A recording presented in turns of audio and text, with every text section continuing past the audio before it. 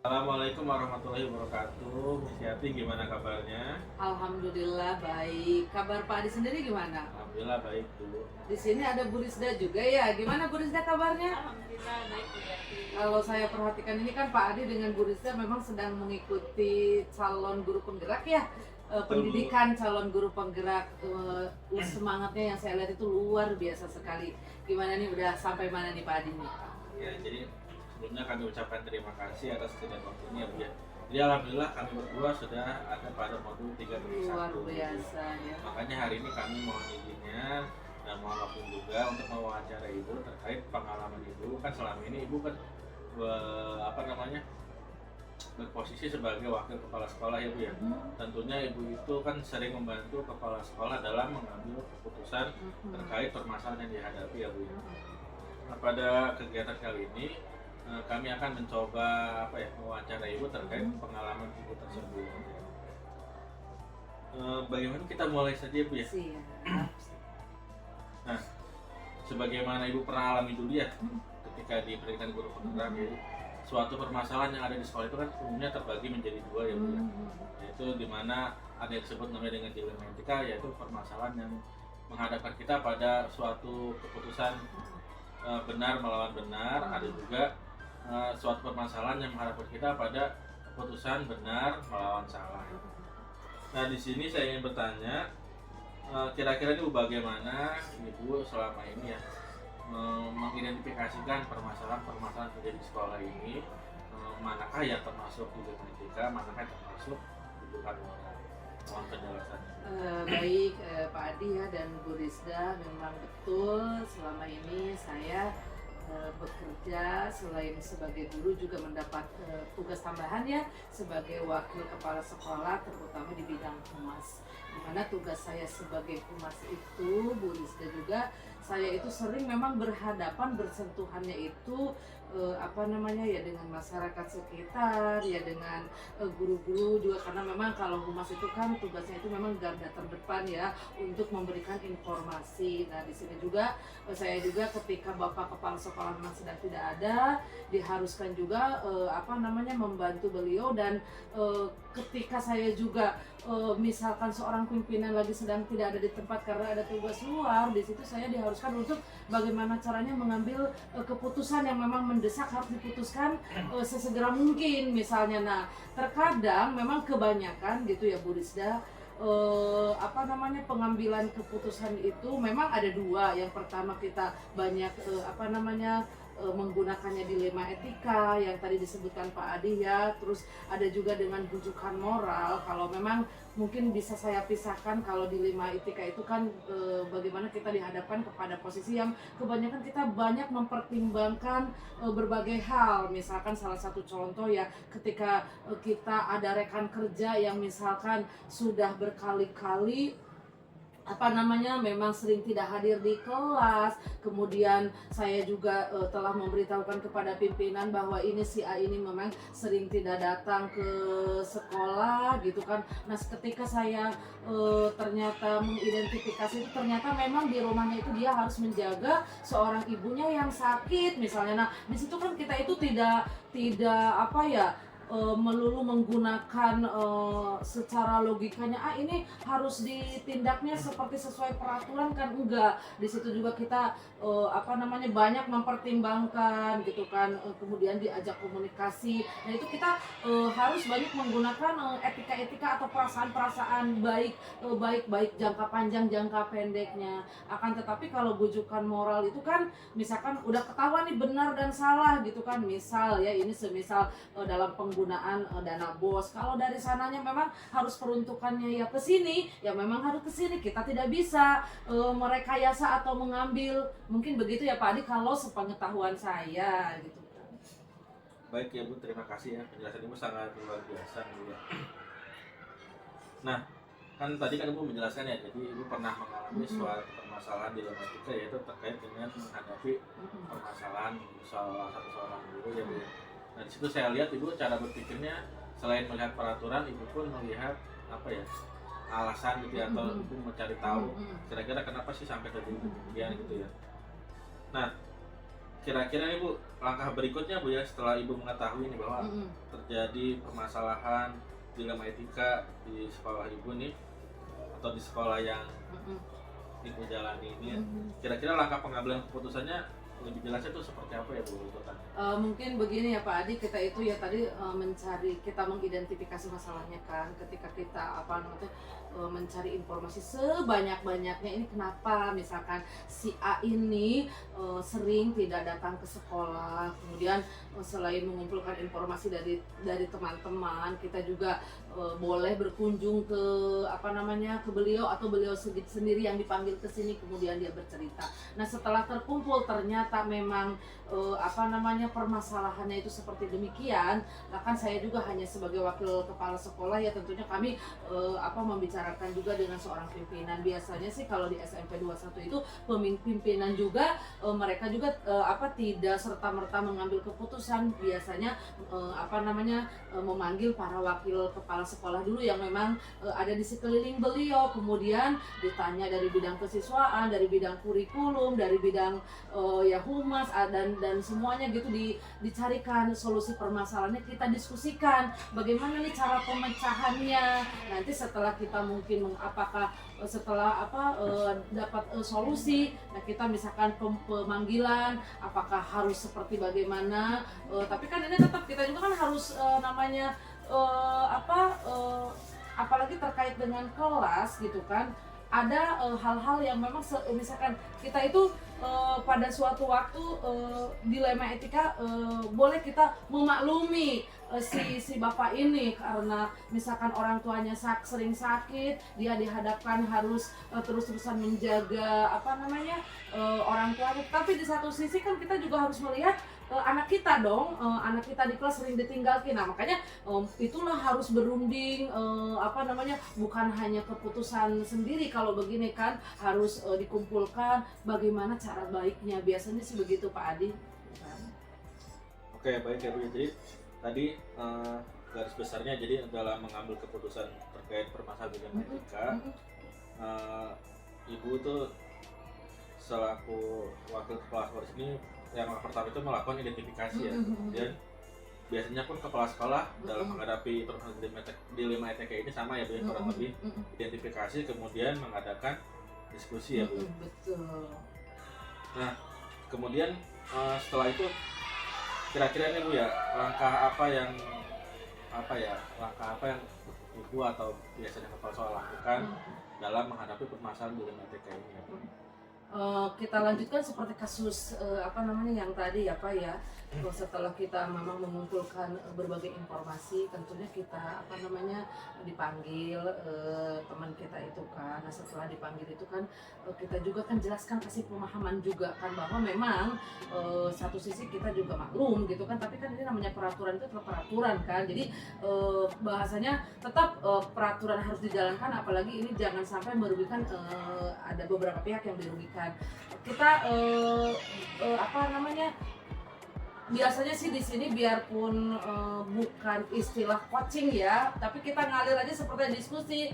Kita tanya ke beliau, kira-kira misalkan kalau begini caranya Bapak punya nggak solusi gitu kan, solusi untuk memecahkan masalah ini, sehingga kalau memang dia tetap tidak bisa apa namanya sering banget meninggalkan kelas, apakah beliau sendiri ditanya solusinya, apakah harus ada bahasanya pengganti temennya atau bagaimana, tawarkan dulu ke dia punya nggak misalkan kira-kira solusi. Nah kalau seandainya beliau tidak punya solusi, kita arahkan atau kita berikan solusi, misalkan kalau begini misalkan. Jadi supaya maksudnya ya kan, kalau kita mau saklek diberhentikan taruh bahasa kan, kita juga nggak mungkin, beliau juga butuh pekerjaan atau karena ini kan tertentu saja karena memang kondisi seperti itu. Cuman kan ya di apa namanya seperti tadi yang saya bicarakan, tetap tidak bisa berlama-lama kondisi seperti itu kan, karena karena ada anak kita yang ditinggalkan. Nah, apakah kita tawarkan, misalkan bagaimana kalau kita carikan dari teman kita yang bisa mengcover tugas beliau ketika ada atau bagaimana, atau dia selalu komunikasi. Jadi begitu Pak Adi, kita tetap didiskusikan dengan yang berkepentingan. Oke, baik. Jadi langkah atau prosedur cara mengatasi permasalahan dilema etika ini rata-rata menggunakan teknik coaching ya. Berarti kan pemimpin di sini tuh menggunakan posisi kontrol sebagai manajer ya Bu ya. Sangat luar biasa sekali. Nah, kira-kira nih Bu, apakah langkah tadi itu sudah dianggap efektif gitu Bu dalam menghadapi permasalahan yang berkaitan dengan dilema etika ini? Saya rasa pengalaman selama saya sebagai wakil humas itu ya sekitar 85% efektif ya. Karena gini, saya juga sering juga berhadapan dengan bukan hanya dengan rekan sejawat ya, dengan misalnya ketika ada orang tua yang dia mengadukan permasalahan gitu kan, atau dia baik membicarakan kepuasan atau ketidakpuasan. Sebetulnya begini Pak Adi, karena memang saya humas ya, intinya itu komunikasi yang baik, komunikasinya jalan, apapun permasalahannya itu insya Allah bisa diselesaikan. Karena saya pernah juga mengalami orang tua yang memang dia keberatan dengan program sekolah, kemudian dia agak marah-marah. Setelah diajak komunikasi, kita bisa komunikasinya dengan baik. Ya, pengalaman saya juga sebagai humas, tidak ada yang tidak bisa diselesaikan permasalahan itu, begitu Bu Rizda. Baik ya, terima kasih Bu. Jadi poinnya adalah komunikasi. Iya, betul. Baik Bu ya, terima kasih atas pemaparannya. Untuk pertanyaan berikutnya akan dilanjutkan oleh rekan saya Bu Rizky. Baik Bu Yati, saya akan lanjutkan ya. Tadi dengar ceritanya Bu Yati itu seru sekali ya. Wah, banyak pengalaman yang sudah diberikan kepada kami. Kemudian hal-hal apa saja Bu yang selama ini merupakan tantangan dalam pengambilan keputusan pada kasus-kasus yang tadi itu? Baik Bu Rizda, jadi tantangan yang pertama itu mungkin begini, ada contohnya seperti ketika kita menemui rekan sejawat yang sering tidak hadir gitu kan. Kita tuh udah memaklumi dengan kondisi beliau gitu kan. Tetapi kadang-kadang ada semacam teman juga kita seperti memanfaatkan dengan pemakluman itu. Jadi intinya kalau setelah begitu mungkin langkahnya itu agak ditingkatkan. Udah mulai kita ke penekanan, maklumnya itu dikurangi sedikit, lebih ke peraturan. Ini mau nggak bisa begini terus. Jadi saya juga kan sering melihat pimpinan saya melakukan hal demikian gitu kan. Dimana kita itu ada memang satu kondisi sama juga Bu Rita sebetulnya kepada anak juga ya, kadang-kadang kepada murid kita ya, dimana yang kalau tidak saya lupa gitu ya, yang menggunakan kontrol itu kan empat-empatnya kontrol apa tuh Pak, lupa lagi Pak, penghukum gitu kan, terus teman, terus apalagi yang terakhir kan manajer, pemantau manajer. Sebetulnya penggunaan kita mau menggunakan empat tadi itu bisa dikondisikan sesuai kondisinya.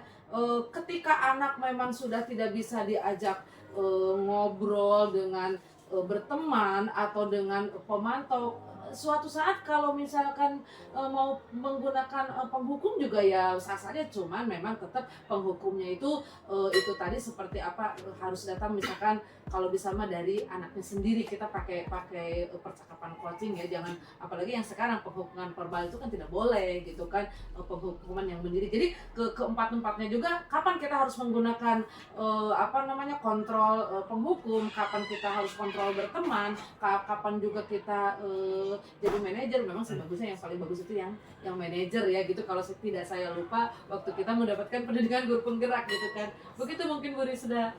Baik Bu Yati, berarti yang tadi bisa saya tangkap, berarti 4 posisi kontrol itu sebenarnya bukan hanya bisa diterapkan ke peserta didik, tapi ke kelas jawab. Iya, bisa, betul. Ya, kemudian apakah itu memiliki sebuah jadwal tertentu mungkin Bu dalam menyelesaikan kasus tersebut masih tepat, atau misalnya memiliki sebuah jadwal untuk menyelesaikannya, atau prosedur apa yang ingin Ibu dijalankan? Biasanya kan begini ya Bu Rizda, seperti kita ketahui bersama kan kalau SMP Negeri 21 itu memang saat ini kita itu menggunakan bangunan bersama dengan SMK 17, di mana kita itu kan sekolahnya memang siang. Biasanya saya baik ke orang tua ataupun ke teman yang memang membutuhkan coaching ataupun berbagi, kita itu waktunya memang sebelum KBM gitu kan, kita stay di sini dari jam 9 sampai jam 12, siap kita tamu yang datang itu biasanya bukan hanya saya gitu kan, di sini entah bapak kepala sekolah atau di sini juga wakil kepala sekolah bidang kesiswaan membicarakan hal-hal demikian, itu jadwalnya kita memang sebelum KBM gitu. Baik, berarti tidak mengganggu jadwal tidak. kegiatan pembelajaran ya Bu ya, mempersiapkan waktu tersendiri atau Iya, jadwal betul, tersendiri betul. sebelum. Kemudian siapa Bu kira-kira yang bisa atau mempermudah Ibu dalam mengambil keputusan, yang dapat membantu Ibu dalam mengambil sebuah keputusan menghadapi kasus-kasus dilema tersebut? Tetap kita kondisikan ngobrol kita yang paling dekat itu kita di tim wakil kepala sekolah ya, kita bicarakan gitu kan dengan kepala sekolah, kita didiskusikan, itu yang paling mudah kita mengkondisikan itu dengan diskusi dengan teman-teman di wakil kepala sekolah. Tapi Ibu ya komunikasi yang baik dengan para wakil, kemudian dengan kepala sekolah juga, kemudian berdiskusi juga ya Bu ya. Kemudian dari semua hal yang telah kami sampaikan nih, di penghujung terakhir pertanyaan yang ingin saya sampaikan, pembelajaran apa yang dapat Ibu petik dan pengalaman Ibu mengambil keputusan dengan dilema itu yang bisa kita ambil hikmahnya gitu? Sepengalaman saya ya Bu Rizda, kadang-kadang kita itu tetap kita mau ngambil keputusan itu baik yang ada hubungannya dengan bujukan moral ataupun dilema etika, tetap suka ada kepikiran betul enggak ya apa yang sudah kita ambil keputusan itu, ada aja kegalauan itu, biarpun nanti kita itu tetap diluruskan misalkan kita sudah melalui prosedur yang memang tahapannya itu udah kita lalui bener gitu kan ya, pada akhirnya kita sendiri yang yang meyakinkan bahwa itu memang keputusan yang terbaik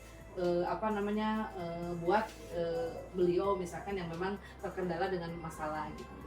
Baik, bisa saya simpulkan bahwa sebenarnya pengambilan keputusan itu yang mesti tetap menjalani prosedur yang sudah ditetapkan, kemudian komunikasi yang baik ya Bu, berdiskusi dengan para wakil, mungkin dengan rekan sejawat juga, jadi menerapkan sesuatu yang mengambil keputusan itu yang berpihak pada rekan sejawat atau berpihak pada murid. Dan memang yang paling diutamakan itu mungkin kalau kita itu menggunakannya nilai-nilai kebajikan ya, kita juga banyak pertimbangan jangka pendek, jangka menengah, jangka panjang, itu yang perlu memang pertimbangkan gitu kan. Makanya mungkin perlu waktu juga, tidak misalkan diskusi hari ini selesai, enggak, kadang-kadang kita bisa memakan waktu 2-3 hari, kita berdiskusi lagi baru kita, karena harus hati-hati juga kan dalam menyangkut itu nasib seseorang kan begitu Bu Rizda.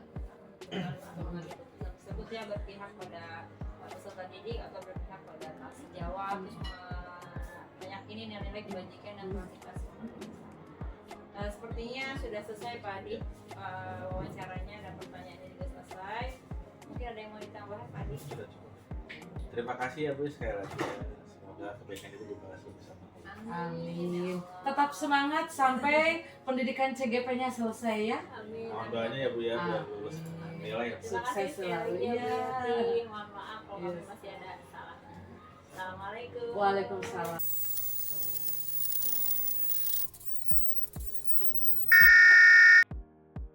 Assalamualaikum warahmatullahi wabarakatuh. Waalaikumsalam warahmatullahi wabarakatuh. Gimana kabarnya Bu Enda?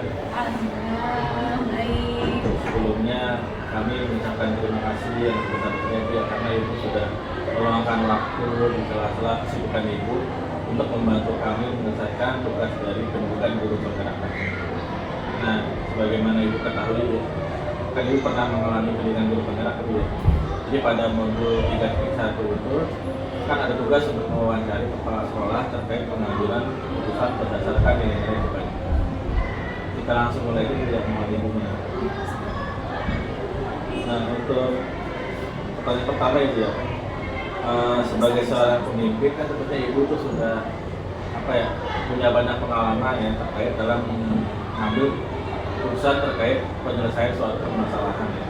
Nah, permasalahan ini kan umumnya ada dua ya. Yang pertama sifatnya itu dilema etika di antara benar atau benar, kemudian ada juga yang sifatnya berupa moral di antara benar. Nah, kira-kira bagaimana cara ibu untuk mengidentifikasi setiap permasalahan yang ada, yang manakah yang termasuk dilematika, yang manakah yang termasuk kehidupan? Terima kasih Pak Adi dan Bu Rizda. Ini ujian ya bagi saya ya, luar biasa. Calon pemimpin masa depan ini, calon pengawas dan kepala sekolah. Ya, kaitannya dengan rujukan moral dan dilematika. Dilematika itu berarti antara benar dan benar, dan rujukan moral antara benar dan salah gitu ya.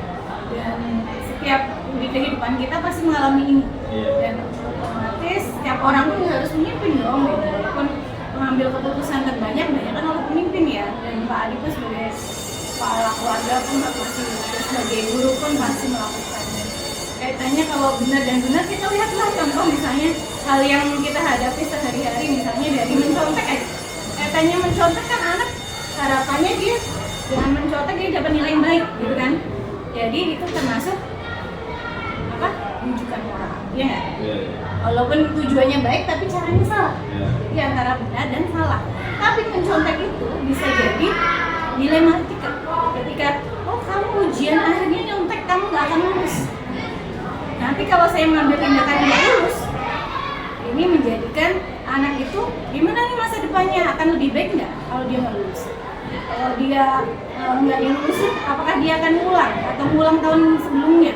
Apakah dia masa depannya lebih baik? Ini kan kita pertimbangannya jadi panjang nih ya, antara benar dan benar. Walaupun menconteknya itu sebenarnya nggak benar, tapi ketika kita mutusin kamu jadi nggak lulus karena kamu nyontek, tapi kita lihat ke belakangnya kan ya benar, termasuk kebaikan buat semua kebanyakan orang. Jadi kalau kita mengambil keputusan harus yang sedapat mungkin buat kebaikan banyak orang, kemaslahatan banyak orang, dan sedikit mungkin tidak melanggar aturan.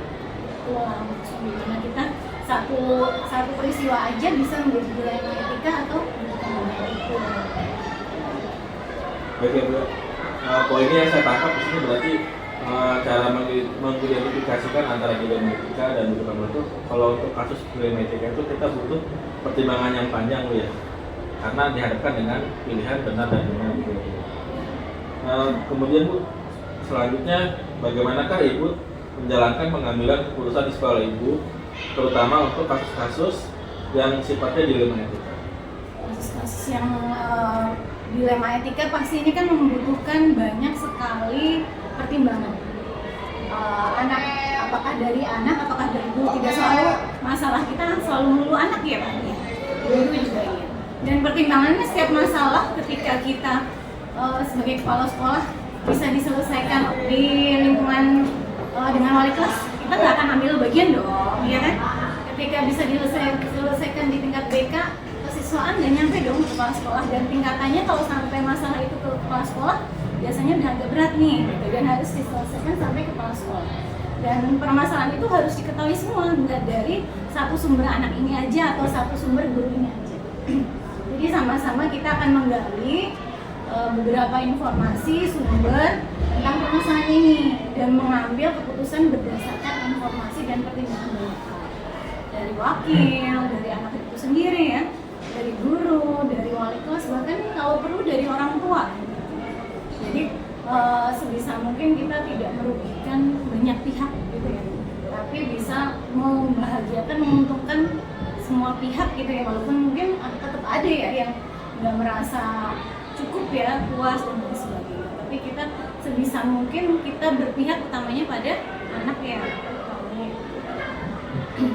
Jadi selama ini dalam menangani kasus masalah dilematika itu dilakukan secara berjenjang gitu ya, tergantung tingkat permasalahannya ya. Kalau bisa diselesaikan oleh guru maka cukup dengan guru, bila tidak lanjut ke wali kelas, guru BK dan seterusnya, baru ke ibu. Nah kemudian kira-kira apakah hal yang Ibu anggap efektif dalam pengambilan keputusan pada kasus-kasus dilematika? Pengambilan yang efektif itu ya kita kembali lagi harus kita tahu permasalahannya, yang melatar belakangi apa anak ini atau guru ini melakukan kesalahan itu misalnya ya, kayak tadi ya. Apakah ada hal yang menarik lainnya di belakang anak ini gitu. Sampai misalnya sampai kelas 9 sering datang terlambat, nggak masuk, harusnya dia nggak lulus dong gitu secara kehadiran misalnya. Tapi pertimbangan kebelakangannya apakah solusi kita nggak meluluskan akan jadi solusi yang baik gitu misalnya. Jadi harus banyak pertimbangan, harus tahu kenapa ini terjadi. Kemudian kita kalau perlu tanya kepada orang tua, kepada wali kelas yang tahu banyak mungkin ya permasalahan yang melatar belakangi itu, gitu. Masuk kepada BK gitu ya, dan anak itu sendiri dan perlu teman-temannya gitu.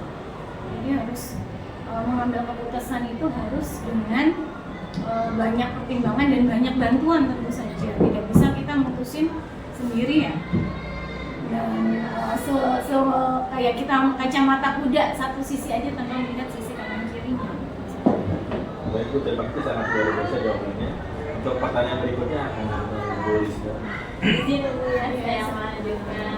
Kira-kira hal-hal apa saja yang selama ini merupakan tantangan bagi ibu untuk mengambil sebuah keputusan pada kasus ini? Tantangannya ya banyak sekali ya. Tantangan itu tadi ya, kasih sayang, kemudian pertimbangan kasih sayang kita, kasihannya kita gitu ya sebagai seorang istilahnya orang tua kedua ya di sekolahan. Kalau kita melakukan ini, misalnya anak melakukan kesalahan, kita kasih bukan hukuman sebenarnya ya, apa ini imbas dari apa yang dia lakukan. Sebenarnya kita kasihan gitu, utamanya pasti kasihan karena kalau kita melakukan ini pasti dia kedepannya mau gimana. Tapi kalau enggak berarti ini melanggar norma gitu ya kan, ada harus norma, kita harus memegang norma itu. Tapi sebisa mungkin kita tidak menjatuhkan masa depan anak ini atau merugikan anak ini gitu misalnya, atau guru ini. Jadi Itu tantangannya, iya, kasihan dan kasih sayang itu tantangannya ya. kemudian, apakah ibu memiliki sebuah jadwal tertentu dalam menyelesaikan sebuah dilematika ini, atau langsung di tempat menyelesaikan kasus tersebut? Tergantung ya permasalahan yang terjadi. Kalau permasalahan itu harus selesai juga saat itu dan bisa diselesaikan saat itu dengan berbagai sumber yang ada, dengan kita sudah tahu latar belakang yang ada, ya secepatnya permasalahan jangan dipanjang-panjangin ya. Tapi kalau kita belum tahu permasalahan latar belakang yang terjadi dan sumbernya nggak lengkap, kita nggak bisa ngambil keputusan dengan cepat ya. Jadi nggak bisa di waktu yang harus saat itu juga terjadi masalah. Jadi harus menunggu informasi dari gimana validnya latar belakangnya ya Bu ya. Kemudian ada nggak Bu seseorang yang ada faktor yang selama ini mempermudah atau membantu ibu dalam mengambil sebuah keputusan dalam kasus-kasus dilematika? Dalam kasus dilema etika pasti banyak hal ya yang berhubungan dengan guru dan murid gitu.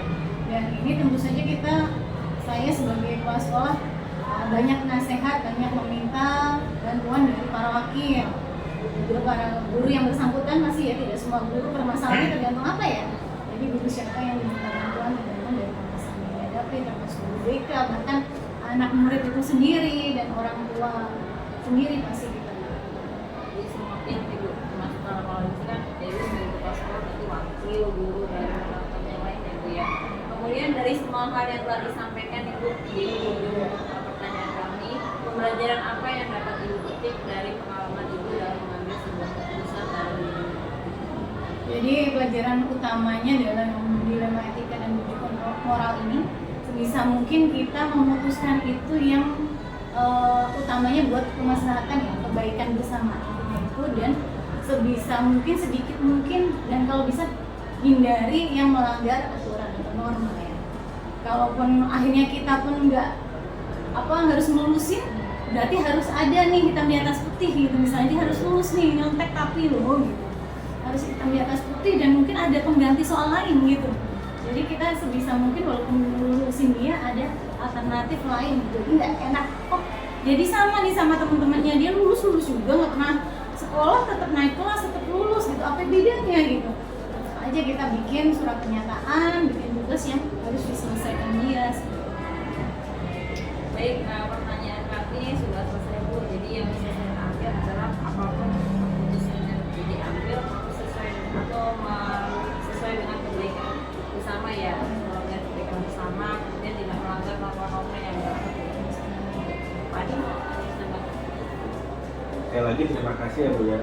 Mudah-mudahan kami bisa meneladani Ibu ya. Jadi pemimpin yang hebat. Amin, ya harus lebih hebat lah, jangan cuma saya ya, harus lebih hebat. Pasti anak muda, apalagi dengan kreativitasnya ya, pasti akan semakin game-nya semakin bagus gitu ya, bisa genial gitu. Insya Allah akan menjadi penerus. Mohon doanya juga biar kita sukses. Amin, amin. Terima kasih sekali Ibu ya atas pengalaman Ibu, mudah-mudahan bisa kita terapkan nanti di suatu saat dan saat kita mengalami kasus positif. Oke ya.